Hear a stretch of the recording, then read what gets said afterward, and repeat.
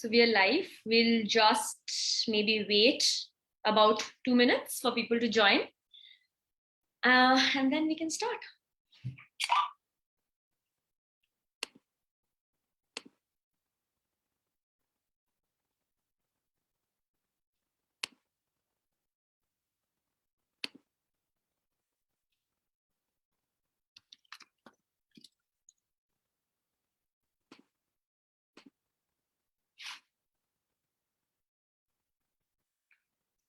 Welcome to everybody who is joining. We'll just wait a few minutes and then start at 4.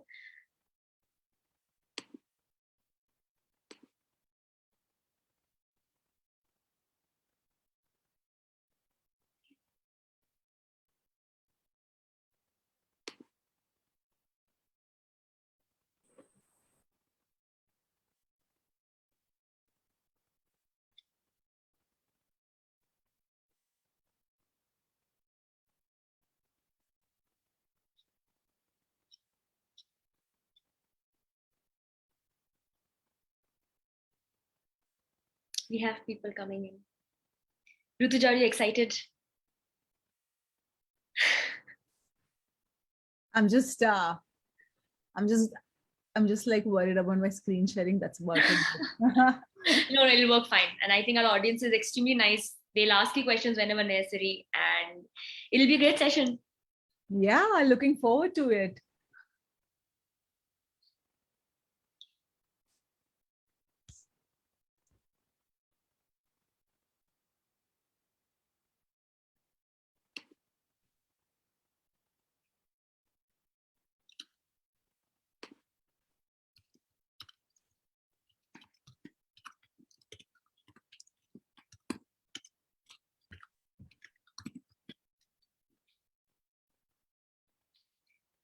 Okay, it is 4 o'clock, and a huge welcome to everybody who is joining in, will join in, or is going to see this later. So welcome to mojoSeries. This is the 47th edition. This is a short webinar series where we talk all things business. For today, a very special person is joining us. We are joined by Rituja Kagwade. She is the founding member for commerce in Meta India. She has been leading social and messaging commerce partnerships across Instagram and WhatsApp with Meta's most strategic commerce partners like InstaMojo and other DTC brands. We are so happy to have you here, Rituja. Thanks, Rahi. So excited to be here. Yeah, I'm very interested to talk to the team joining in and talk all things commerce and how you can basically leverage Meta, erstwhile Facebook's platforms across Instagram, WhatsApp, and Facebook to kind of grow your e-commerce brand.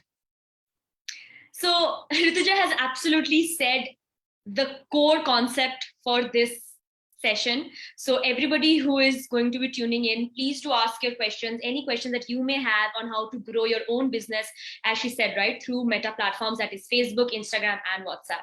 So just to kick things off, right, a basic question.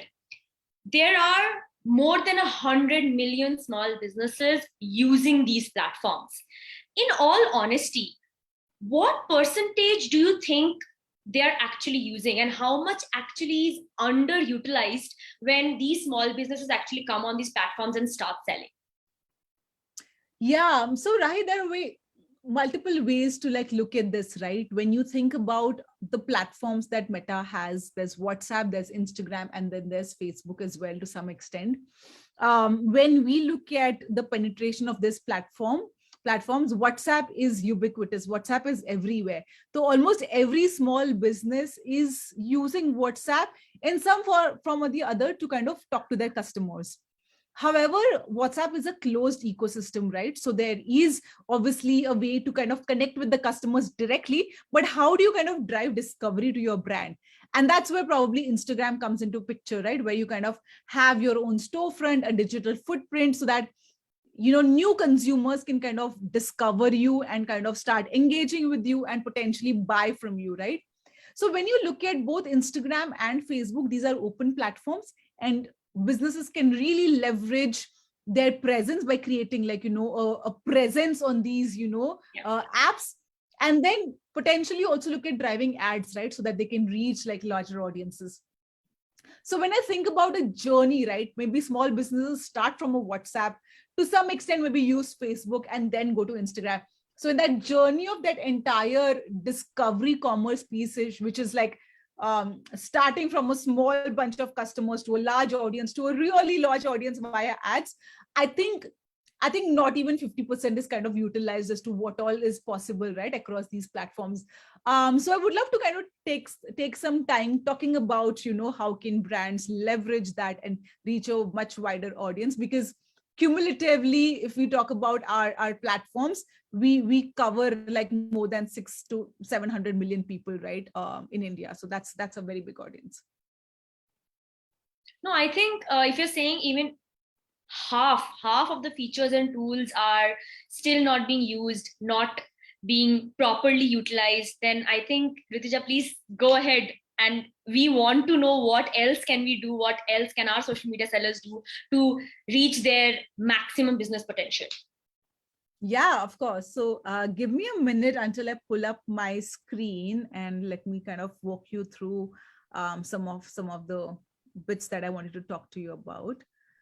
Um,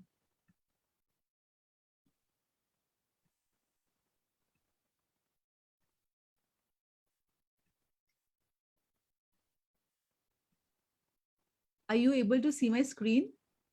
We are, but it's the other format, Okay, where we can also see your personal notes.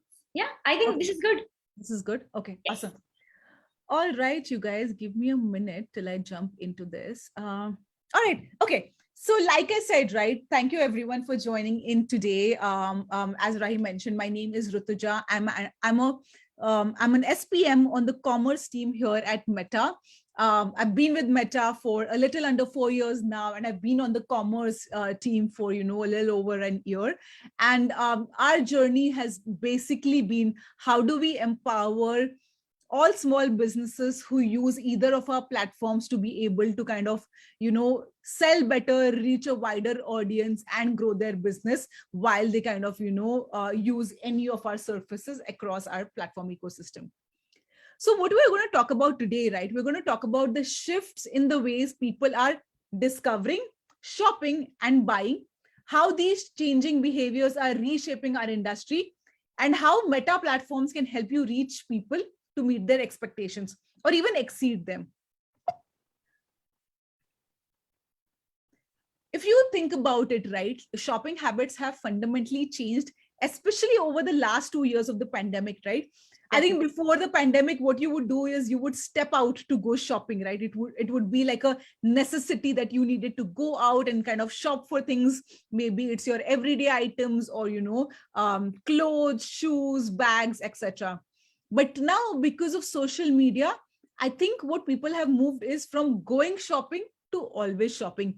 You probably are on Instagram and you kind of discover an interesting, let's say, shoe brand, and then you were like, oh, this seems very interesting, let me look up their catalog and the products that they have, and you're like, okay, I love these products, I'm going to probably buy a particular pair. So that's what we've seen over the course of 2 years, fueled by the pandemic. It's completely been from going shopping to like always shopping. So are you saying we are mostly driven by impulse buying now because of the pandemic? Yes. And it's not just the pandemic, Rahi. It's been a trend that we've been seeing over the last few years. The pandemic really fueled it, right? Because not just the usage of mobile phones and apps and social media went up during the pandemic. The number of small businesses that came online, right? A lot of the businesses that were offline prior to the pandemic moved online, and so now the plethora of choice has increased for customers, right? So whenever a person is kind of on social media, apart from networking with their friends or like family, they're also looking at brands and interacting with them to New probably things, absolutely. buying. So now, like I said, right, there has been an infinite choice created by technology necessities and personal experiences. Two things that happened: one, a lot of businesses coming online, which was technology necessity, and then second is basically people spending way more time on social media. So I'm going to take a few examples, right, as a part of this shift. what has technology given people? In the past, if you were to, let's say, you were looking for a chocolate chip cookie, like a chocolate chip recipe, right? And in the pandemic, I know a lot of people tried making chocolate chip cookies. What you would do is you would pull up a cookbook and choose the one that suited you and then kind of end up making it. But now you have access to every chocolate chip recipe ever in the world that existed, right? So basically, technology has given you access to literally anything online, and for you to be able to reach out to you in a matter of seconds. So what I wanted to kind of then spend some time on is personalization, right? Personalization relies on data, and now people increasingly want to feel in control on how their data is being used. So along with, increasing acceleration to digital comes heightened consumer expectations around transparency and control related to how their data is being used. For Gen Z, this new normal is just the normal. So now when we talk about thriving businesses, they recognize consumer journey starts well before the intent to buy.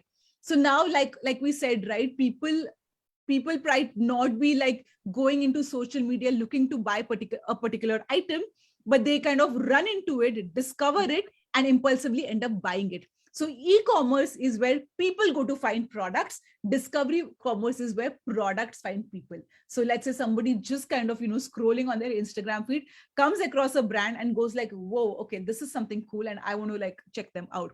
So this is basically, your products finding the right audience. It's a very interesting flip. Yeah, right. And this is what you might have probably seen yourself doing as well, right? Like, you're scrolling maybe on Facebook or on Instagram and you run into a brand which is so interesting that you're like, okay, let me at least save some of these, posts, or let me at least save this particular page so I can go back to it later to end of, shop. And so that's what kind of, is the high point of discovery commerce, is kind of brings humanity and joy to online shopping. It's something that let's say you discover an interesting brand and you're like, wait, this is what my friend was looking for. Let me share it with my friend. Let me tell her this. Or, maybe let's say if someone's getting married, a friend of yours is getting married and you're looking for jutis, and probably you come across maybe an indie brand that kind of makes really cute jutis, right? And then you're like, oh, let me share this with a friend. Like, maybe we want to pick up like, same color coordinated ones. So that's the thing with discovery commerce, right? It kind of really like adds joy to your life as well. So then, talking about surfaces that we have, right, where all can like a user shop. Of course, there's Facebook, where you can where you can discover a lot of brands via ads, on Instagram as well via ads, and on Messenger as well. If I have to talk about like, the entire universe where discovery commerce can happen, and this is not just our platforms, you will see 74% will happen on Meta platforms versus search or a e-commerce website like maybe an Amazon or a Flipkart or let's say a Myntra, or even like a retailer outlet, right? So the way that you will serendipitously run into an interesting product will probably happen on, Meta platforms, social media. And that is what you really need to use, so that you find the right audience for, your brand, who will like look at your brand and be like, oh, wow, this is something that I would love to kind of, purchase. Just talking about scale, of course, there are the number of people that use our platforms globally, 3.5 billion people, and about 200 million businesses globally use, all three of our platforms. What we noticed is we ran a particular survey and we asked them that, some of these brands that you discover serendipitously, how many of these discoveries actually lead to purchases? So almost 86% of online shoppers who use Meta platforms ultimately purchase from one of these brands. So maybe let's say, like, for example, you might, run into one of these brands, but you might not buy it right off the bat, right? What we are saying is probably a consumer might come to that particular brand time and again, maybe DM the brand to, ask certain questions that, okay, what is the price? Can I get Can I get it in my size? Can you probably do some customizations? But eventually almost 86% of your audience who kind of runs into your brand will end up purchasing if they found you on Meta platforms. So I'm guessing that's also because when, as you said, right, the moment I see a brand and I see a product, I don't immediately buy it. But Correct. if I like that product, when I do need it, that brand will be in my head. So brand awareness is also something that infinitely expands because of social media. Agreed. Absolutely. Absolutely. Awareness is something that, you're kind of registering as a memory into the Exactly. consumer's mind.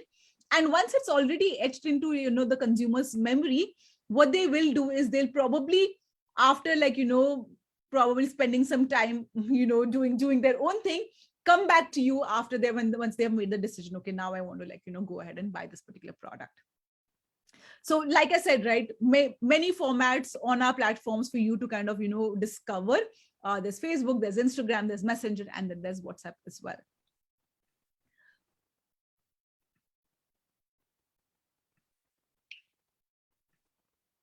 Okay, so now what I'm going to talk about is the behind the scenes, right? What is important for consumers to have these particular aha moments when they basically find your brand, right? The way what we did was we at Meta decided, okay, let's break this down, right? Who are these brands that are doing really well on our surfaces? How are they running into the right audience, right customers who find them and then end up purchasing from them?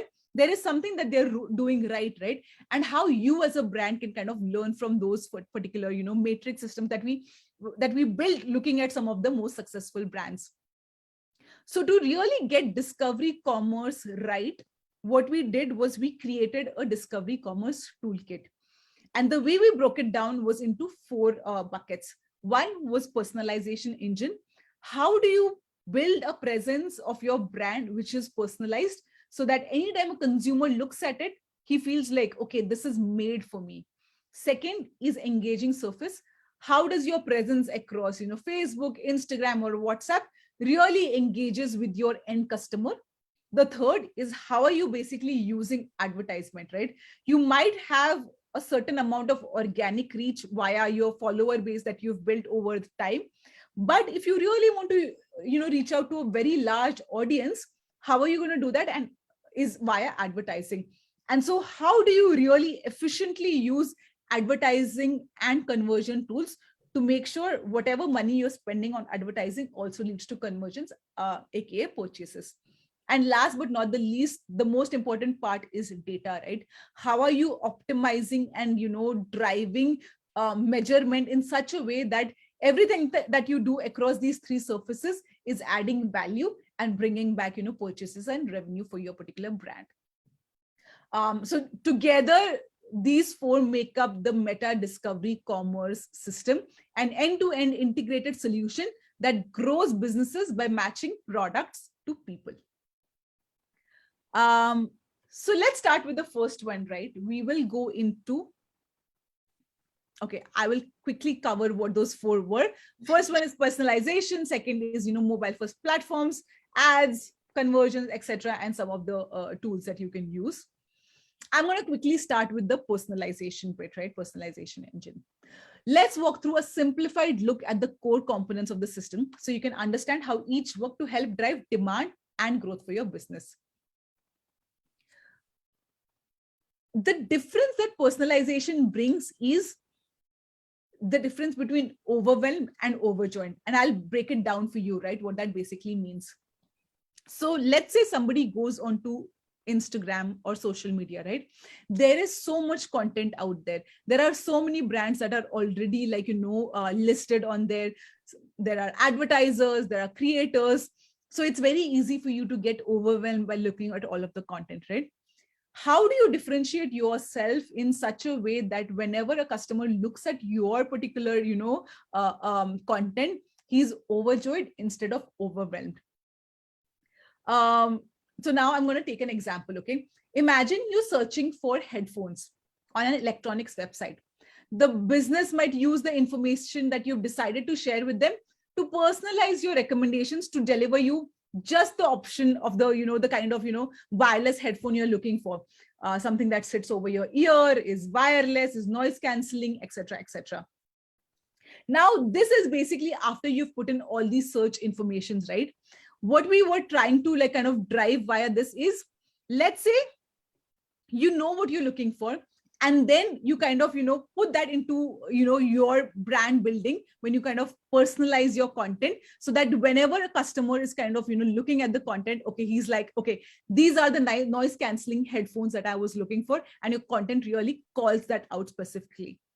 So just to clarify here, when you say content, you mean the posts that I put out on my social media, the product images that I have on my own online store, the descriptions that I use, all of this, right? Anything that I am putting out as part of my product publicly is relevant content.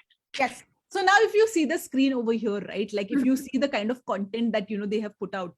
So for example, let's say the first one that is put out on Facebook, right? It's calling out, okay, this particular brand of shoe is for a male fashion. It is basically, for example, you get like free shipping and what kind of brand it is, things like that. So whenever a person or a consumer is looking at it, they kind of relate to it in such a way that they're like, okay, this is exactly what I was looking for. So really breaking down the kind of, product there is, adding captions, adding, adding any content on that particular creative really kind of drives that personalization bit. So for example, placement, audience, budget, all of those together kind of helps you drive that particular personalized content. Moving on to the next slide. I'm just going to share a quick case study of this particular brand, right?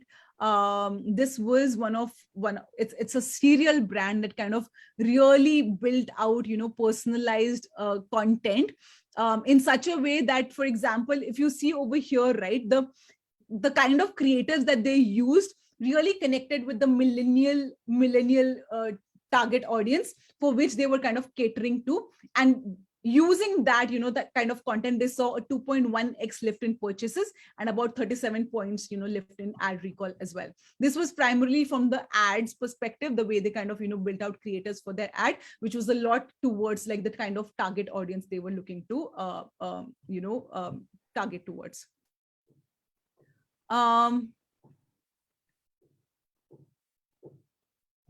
Now, the second one that I'm going to talk about is basically engaging surfaces. In India, what we know is majority of our consumer engages with social media on mobile.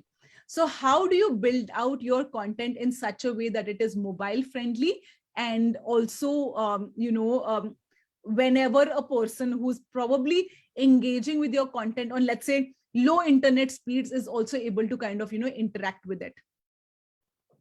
What does engaging surface do? It delivers creative, they deliver creative and experiences that are easy to use for people. So for example, right, a video that is probably not very heavy in, like, let's say the size of it, or, it's basically easy to load on mobile surfaces, is something that would really, help people, let's say in tier 2 or tier 3 cities. So make sure, that is kind of optimized for your content.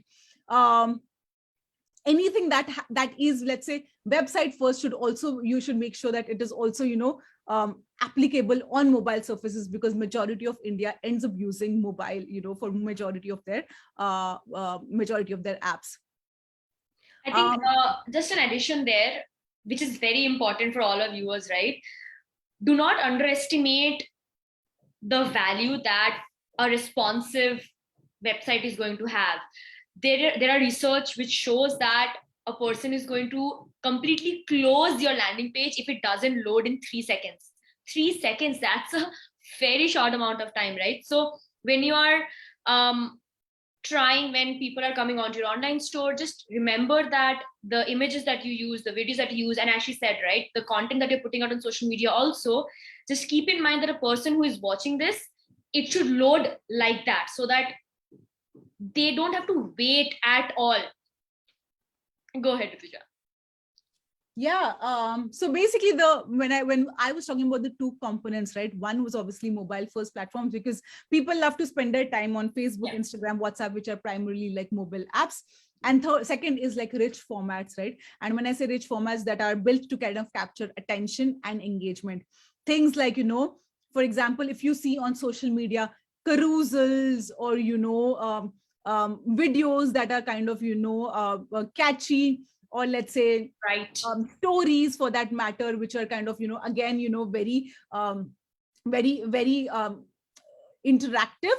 That is something when we say engaging formats. And let's say I'm primarily talking about like engaging surfaces on your like meta platforms, right? So for meta platforms, the content has to be mobile friendly. Yeah. So kind of trying to differentiate between website content and mobile friendly content. um Quickly touching base on another case study. This is a shoe brand based in the US. If you see, look at the kind of video that they are playing. It's a very interactive, engaging content, which kind of really catches your eye. And probably while you're scrolling, you would like to kind of pause and have a look at that video at a little more, like for more than like 5 seconds, just because it's engaging with the audience. And because of this kind of ad, on this particular content the ad was run, what they saw was a 48% lift in purchases for all the creatives, and an 80% lift in ad recall as well. Rutuja, does the duration of the video also matter a lot then? Do short videos perform better? Yes. So if you would have seen, right, a lot of movement has happened from long form videos to shorter videos, right? There is proliferation of reels that is kind of taken over on Instagram and now even on Facebook. And I'm just going to kind of colloquially also share this, right? Our attention spans have kind of really reduced, right? How Definitely. much time do you end up watching maybe a 5-minute video, let alone a 10-minute video?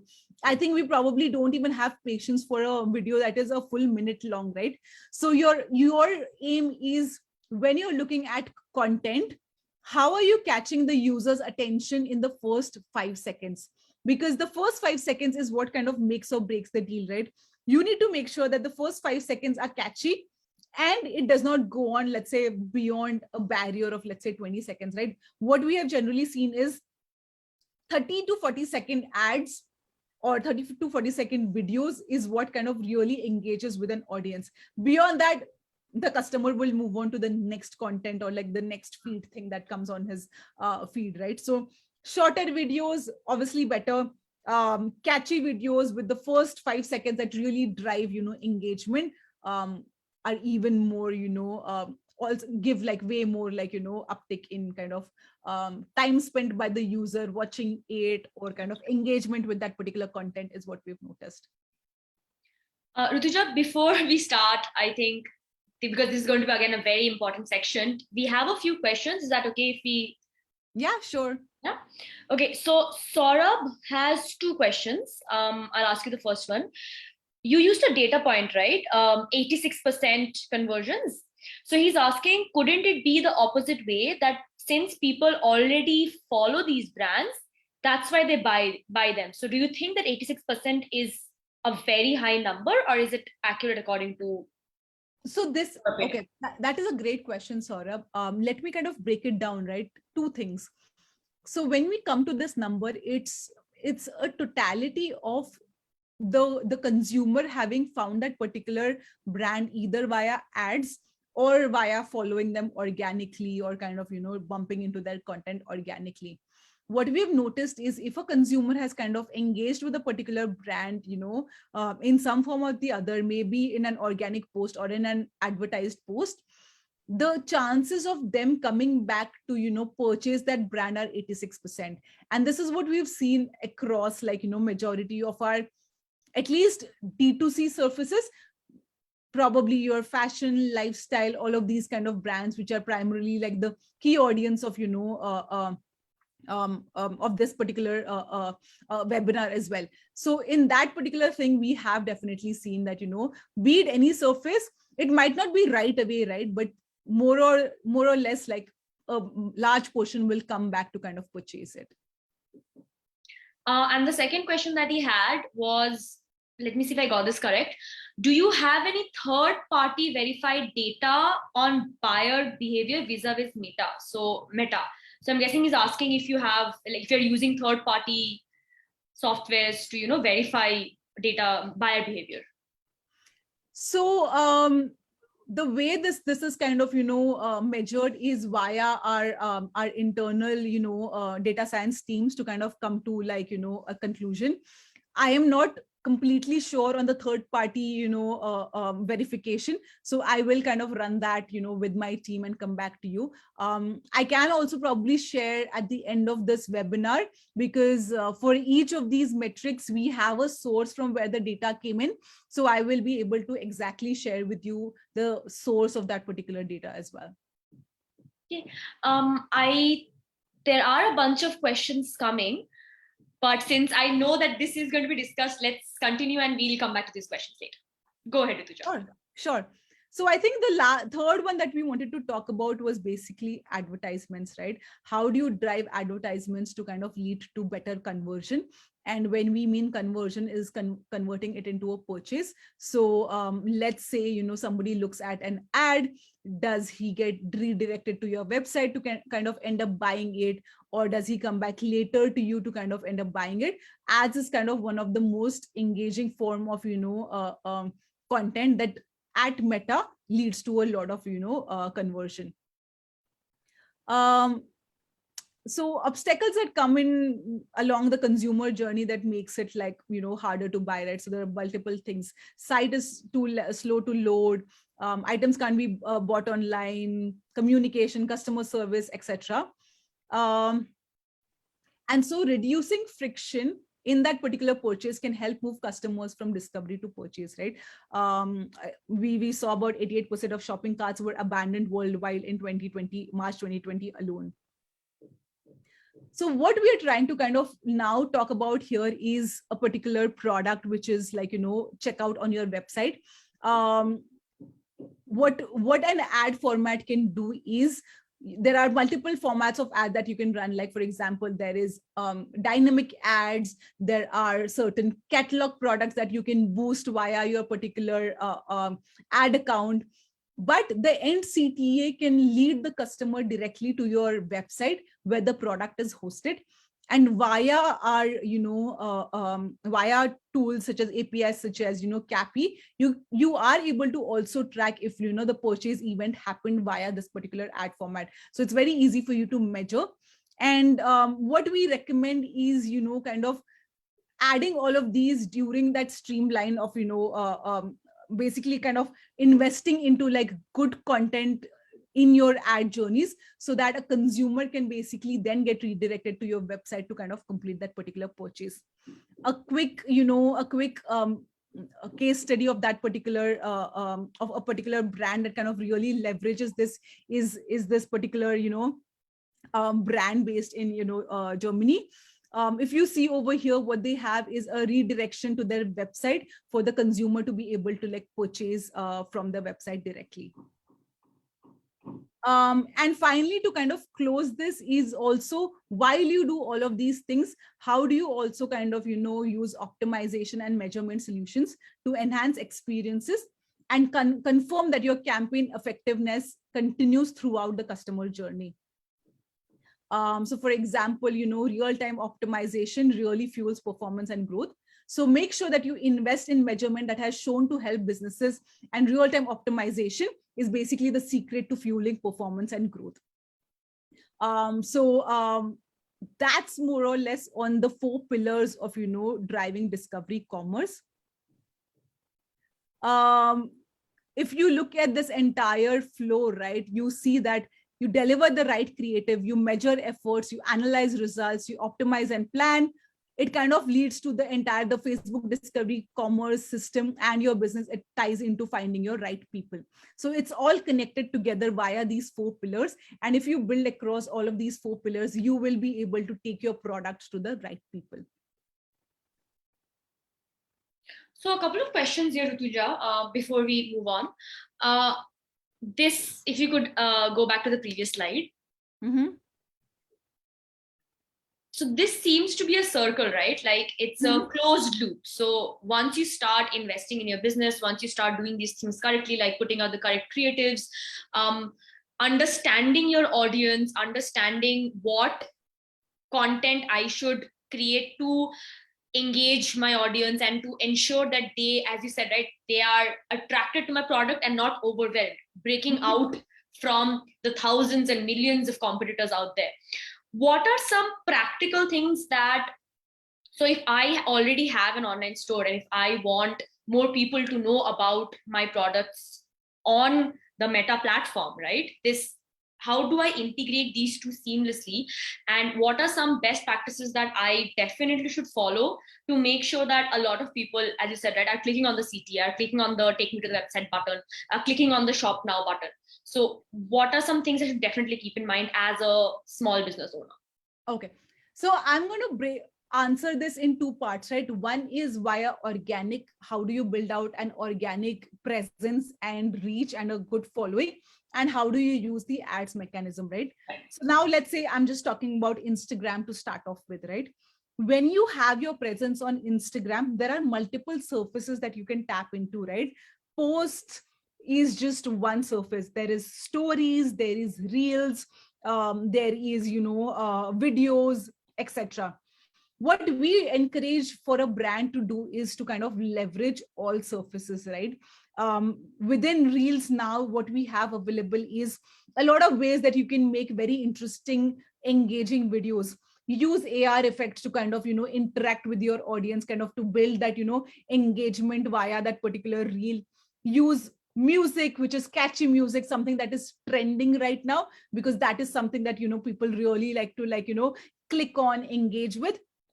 Use formats which are kind of trending again, so certain reels formats which kind of have certain pictures that kind of go back to back, and then there is a video that comes in. So various formats of reels. Make sure you're kind of building out content which is relevant but also trending at that particular time.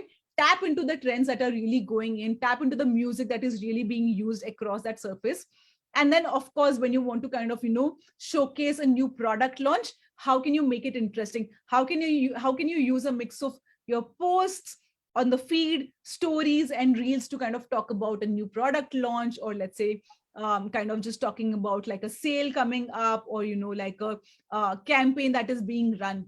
So while you build out all of this, right, there will be a lot of your customers that also kind of reach out to you to talk to you, right?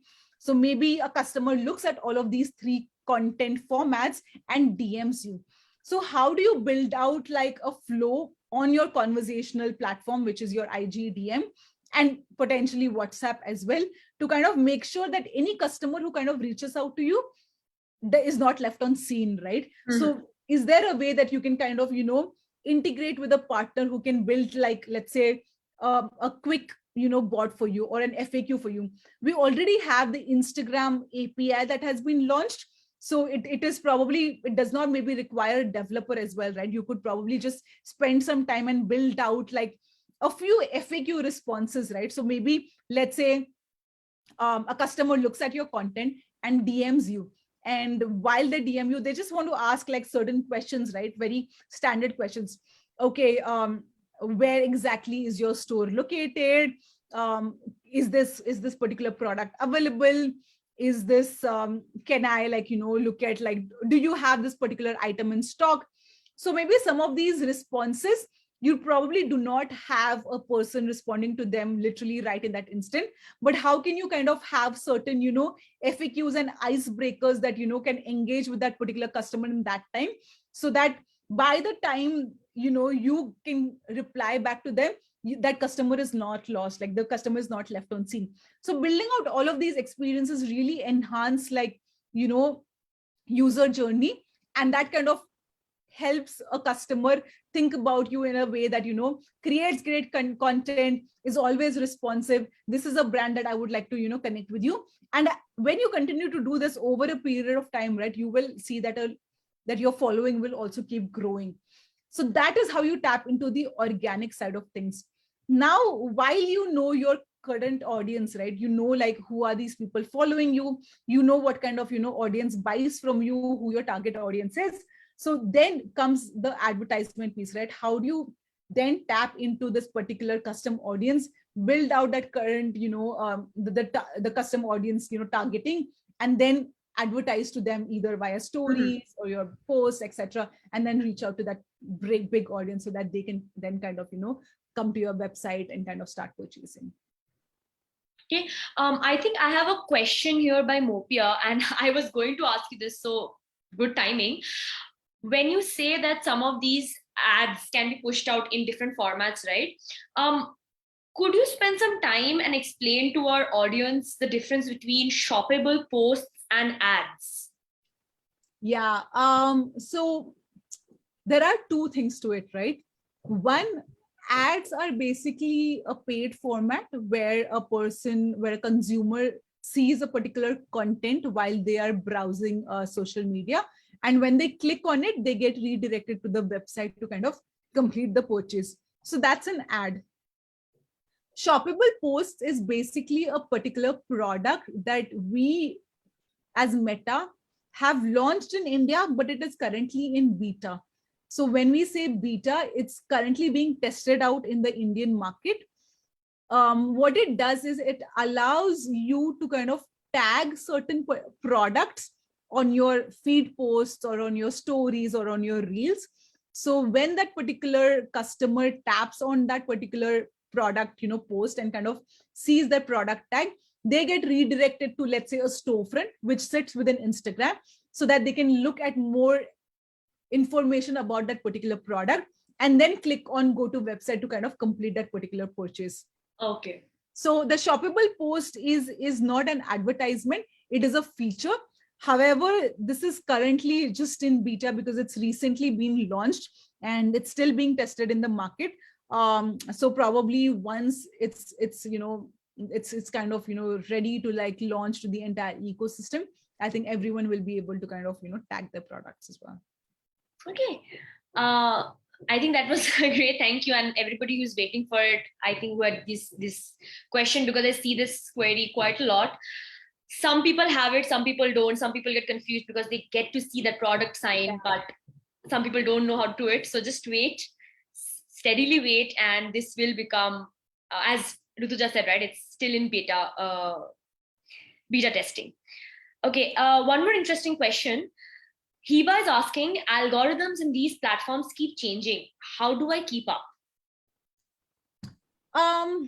So I mean, Shiva, there's no correct way to answer this, right? I mean, what we suggest is to kind of not focus on the algorithm, but to continue doing what you're doing, which is leveraging all surfaces on a platform, all the mediums that are available, play around with different ones, see what's working, see what's not. Let's say sometimes your posts engagement kind of goes down, then maybe what you can try to do is kind of invest more in maybe creating more reels, creating more stories. So kind of playing around with surfaces kind of is always a good idea and a recommended idea, so that if you feel maybe like the algorithm is kind of affecting your post, maybe like other surfaces can tap into kind of to reach a newer wider audience. Plus we also have the explore page, right? So the more content that you create, it kind of also like lands up on the explore page. So would really recommend to kind of tap into the new format, which is reels, right? Because reels is something that also has a tray of its own, and that's where a lot of new audience can also like find you. So in addition to advertising, that is also a surface for you to kind of really tap into and create some trending music reels, so that people can also like serendipitously run into you. I hope that helps. You can continue, Rituja, with the presentation.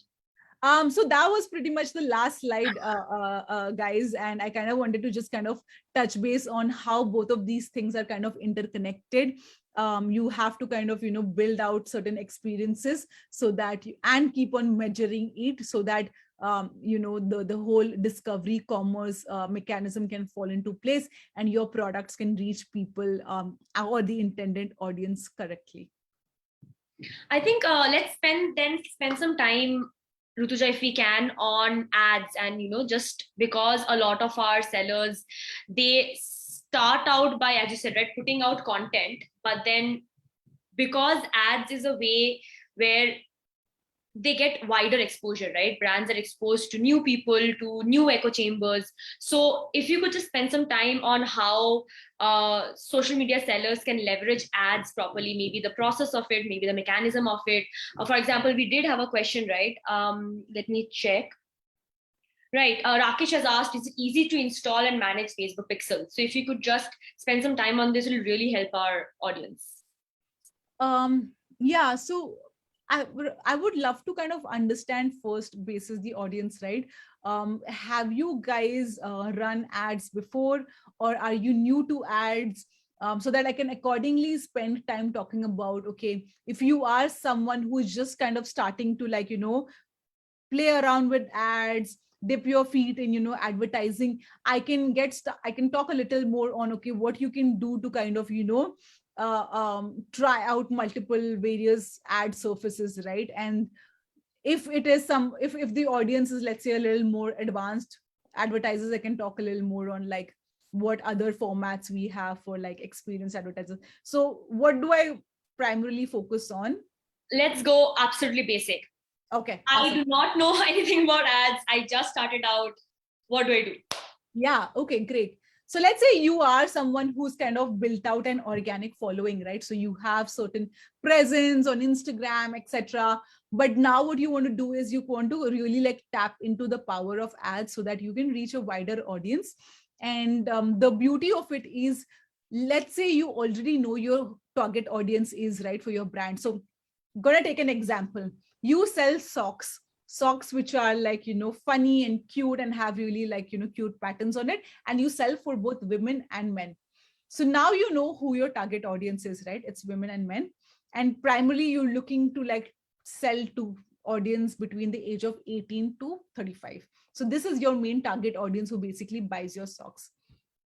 Now when you think about advertising, you're wanting to kind of reach out to a wider audience within this target group, right? So that they kind of see your particular socks and end up buying them. So the basic first step to kind of get started with advertisement is go to Facebook. And what I would like you to do is to make sure you have certain assets already in place. You have a Facebook page that you have created for your business. You have an Instagram profile that you have created for your business, and then potentially also have a WhatsApp number. So what you're doing is you're basically allowing the customer to reach out to you via any of the platforms that are available on Facebook, right? On Meta as an ecosystem. Once you have the presence set up, so you already have presence across all three platforms, what I would like you to do is like go to Ads Manager and basically create an ad account. And while you create an ad account, there will be certain steps that you will be asked to do, which is basically filling in your business details, what your business does, etc. A few details about your business. Then secondly, it will ask you to kind of also add payment details. So like generally the way advertising happens is you kind of have to add your credit card details. So you add all of that, and then that's it, right? You create your ad account. So now your ad account is ready. It probably shouldn't take you more than, let's say, 20 minutes at max, making sure you have all three assets present across Facebook, Instagram, and WhatsApp, and creating your ad account. So now let's say all your basic is done, right? Your assets are done. I'm going to quickly plug in InstaMojo over here as well, right? If you are already a customer of InstaMojo, what you don't need to do is you don't need to go to Facebook, Instagram, WhatsApp and create all these assets, then go back to Facebook, create your ad account, create your business manager, all of that. If you are already an InstaMojo a user, InstaMojo has a great plugin, which we call the Facebook business extension. And via this plugin, you can create all of these assets literally within a few steps on the InstaMojo platform itself, right? So you log in into your InstaMojo dashboard, you will see the FB plugin, you basically enter it and you connect everything, right? You connect your Facebook, you connect your Instagram. If you've not created your Instagram, you can even create it within this plugin itself. Then it allows you to create an ad account. It allows you to create a business manager.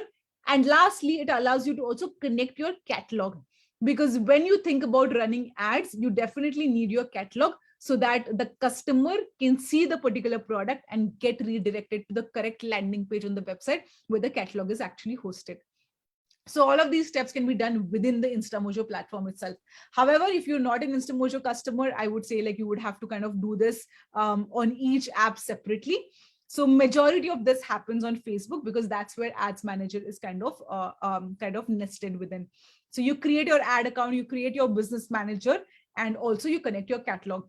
So once these steps are completed, you are ready with at least all your assets in place. Now you are ready to run your first ad. So make sure that all of this is kind of set up. Probably take a day to kind of set this all up, so you know how to work around it, etc. Then the next step is basically creating an ad. Now again, going to plug in InstaMojo, because the same platform within InstaMojo will also help you to create an ad within the platform itself. So if you want to kind of run your first ad, what we have as a format is called a lightweight ad. So what we are asking you to do is to not create some fancy creative kind of have a carousel of products. You can start with very basic, right? You can be like, I have a very pretty looking Instagram post which talks about my particular product, has a picture of my product, and is something that I would like to promote to my audience.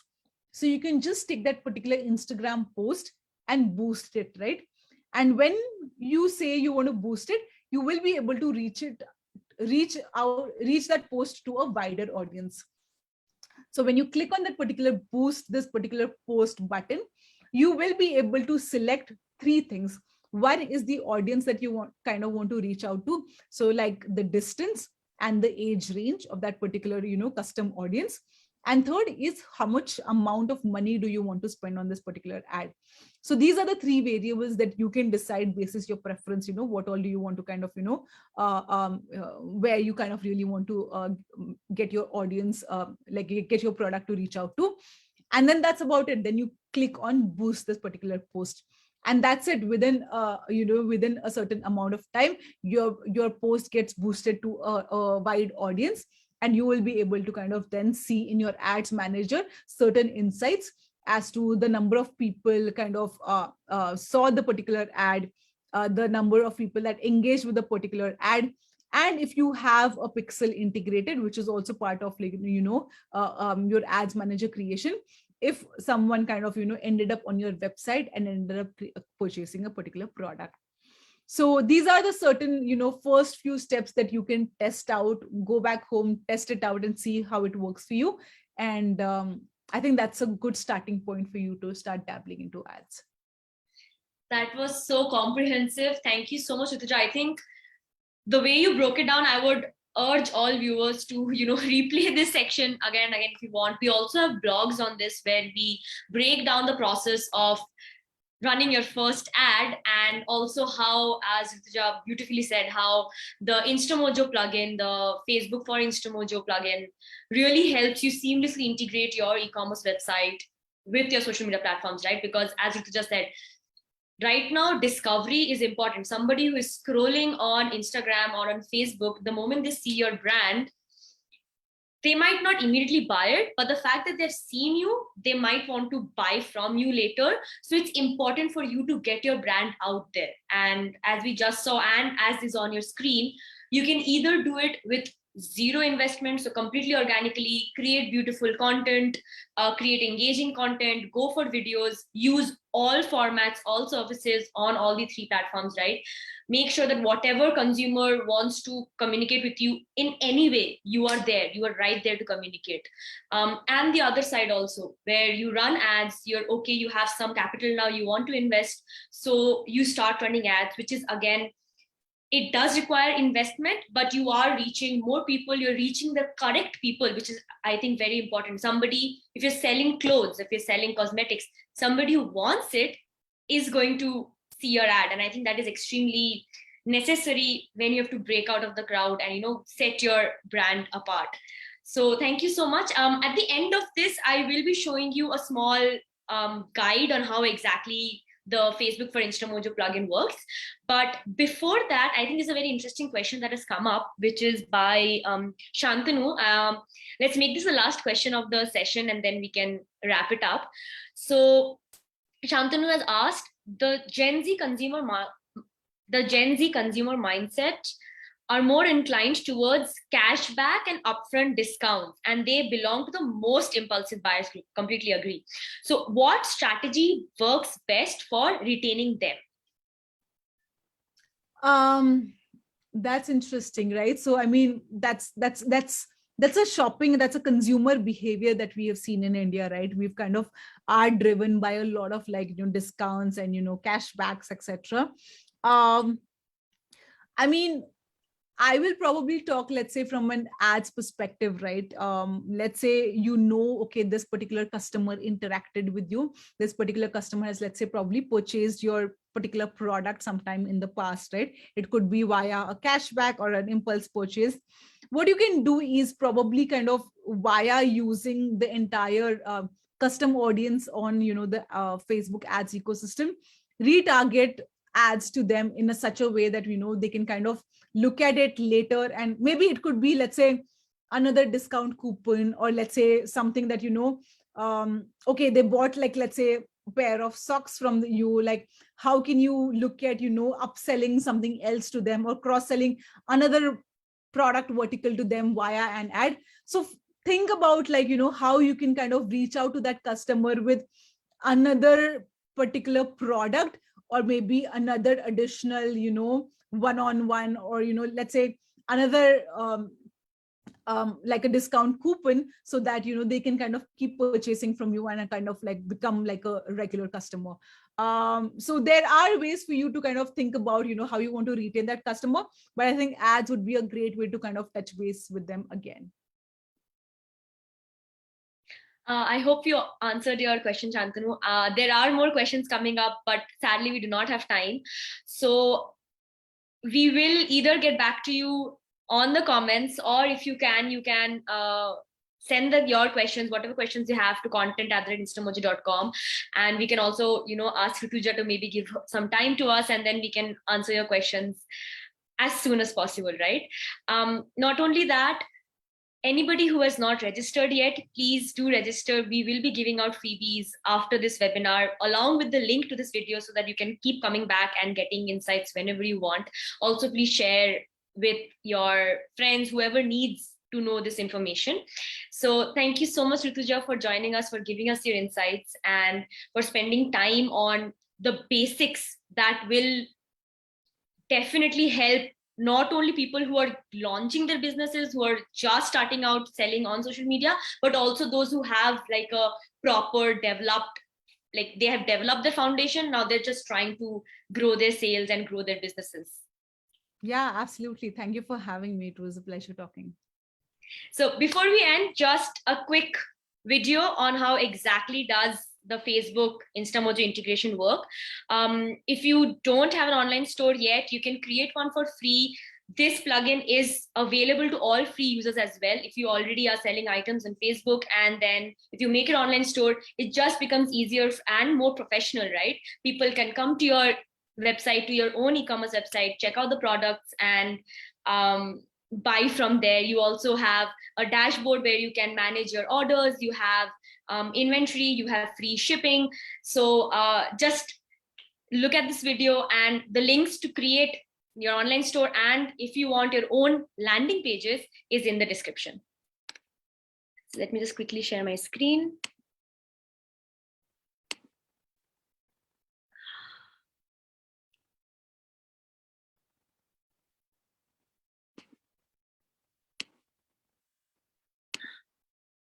Okay, slight technical problem.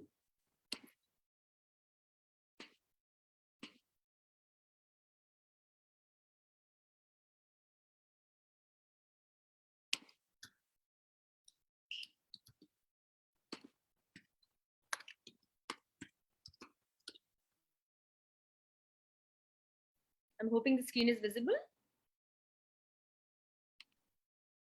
Yes. Hey there, are you finding it difficult to manage your Facebook page? we have something for you to make it easier. Introducing Facebook for Instamojo, our latest addition to the App Store that lets you easily manage product catalogs, ads, and much more on your Facebook page. In this video, we'll show you how you can integrate it with your Instamojo online store. Before we jump into the setup and walkthrough of the tool, here's why you would really need this app. Facebook for Instamojo helps you leverage your social media audience to drive sales, effortlessly maintain an updated product catalog on the Facebook page, track, learn, and optimize ads with the Facebook Pixel integration included in the app, increase communication touchpoints with your visitors, and easily retarget them through Facebook ads. To set up Facebook for Instamojo, follow these steps.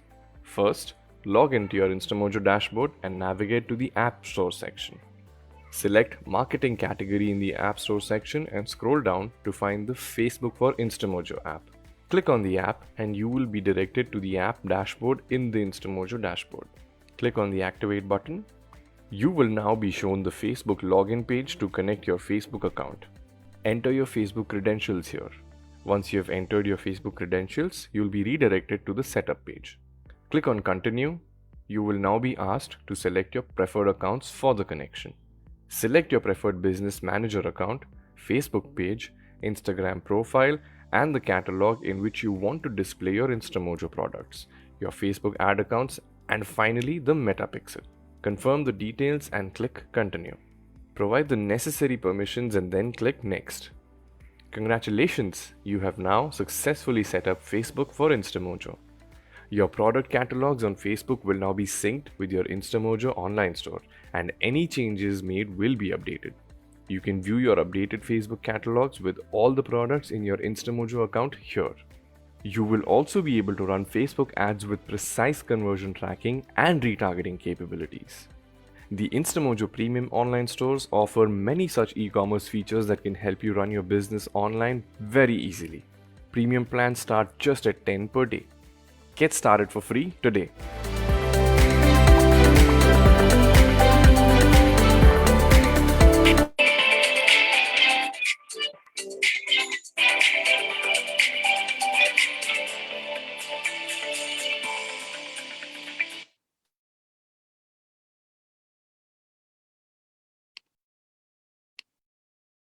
So that was the video. If any of the viewers have any questions, please feel free to reach out to us. As I said, our support team is available to help you can integrate. If you have any questions, you can reach out to us.